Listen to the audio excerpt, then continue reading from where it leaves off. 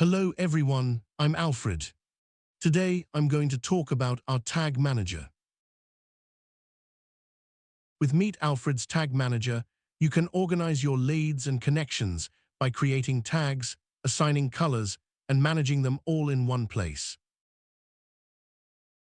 To create a new tag, click on Create Tag, give your tag a name, choose a color, and then click on Create. Your new tag will now appear in this list where you can edit or delete it at any time. To edit an existing tag, click on the pencil icon. You can update the name or change the color. Once you click Save, the changes will apply to all contacts with that tag.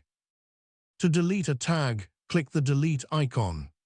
Keep in mind, once deleted, the tag will be removed from all associated accounts, and this action cannot be undone. I'm Alfred. I look forward to helping you again.